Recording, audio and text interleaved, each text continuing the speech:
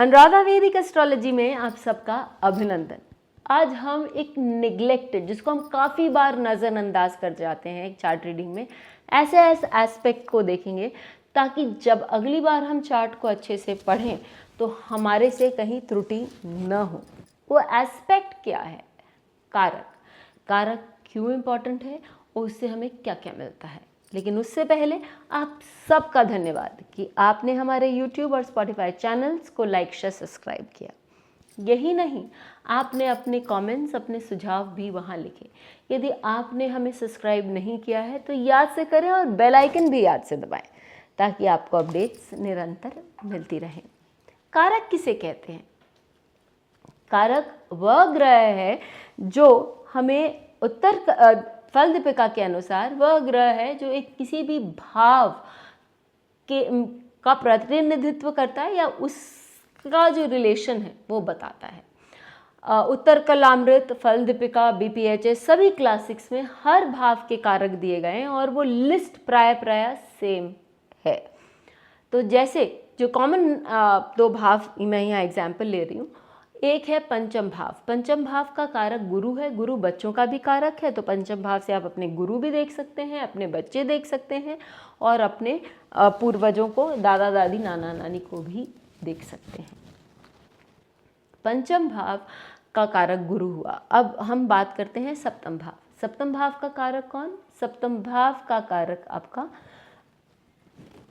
शुक्र। स्पेशली यदि हम आदमियों की बात करें, औरतों की बात करेंगे तो फिर हम वापस बहुत सारे टेक्स्ट ये बोलते हैं कि गुरु भी ले सकते हैं। तो अब गोपेश कुमार जी ओझा, जो उत्तर कलामृत पर उनकी टिप्पणी बहुत सुंदर टिप्पणी है, उन्होंने बताया कि हम इसको कैसे देखेंगे।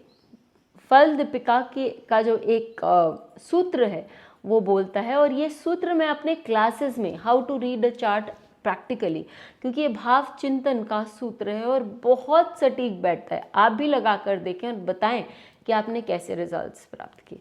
कि यदि कारक अपने भाव से 6, 8, 12 में बैठ जाए तो वो अपने फल नहीं दे सकता, वो उस भाव के लिए काम नहीं कर पाएगा। अब आप अटल बिहारी वाजपेयी जी का चार्ट लगा लीजिए। अटल बिहारी वाजपेयी जी का चार्ट तुला लग्न से बनकर आता है, और यदि हम पंचम भाव देखें तो पंचम भाव का स्वामी लग्न पर ही एग्जॉल्टेड है।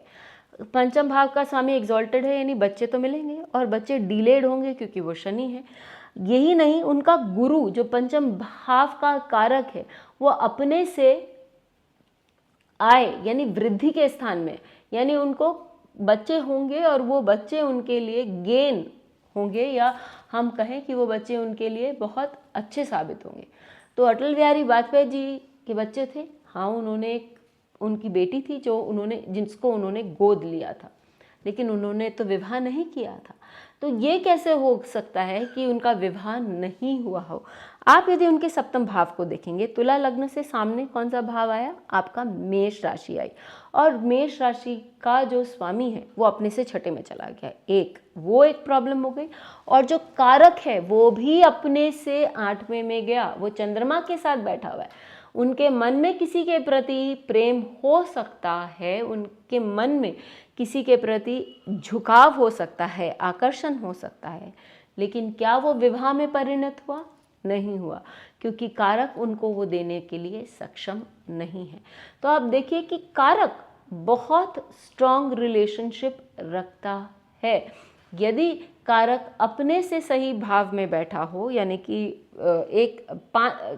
6, 8, 12 में नहीं बैठा हो अपने भाव से, और वो शुभ ग्रहों से दृष्ट हो, तो उस रिलेशन की वो ब्यूटी बहुत सुंदरता से दिखा सकता है।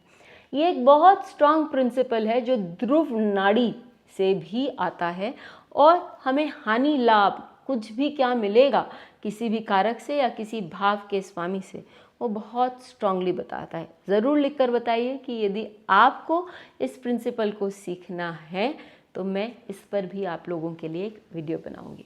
फिर मिलेंगे, तब तक के लिए धन्यवाद। बेल आइकन को दबाएं ताकि आपको वीडियोस की अपडेट मिलती रहे। हमारे वीडियोस को लाइक करें, शेयर करें, उन पर कमेंट करें और हमारे चैनल को सब्सक्राइब करना न भूलें।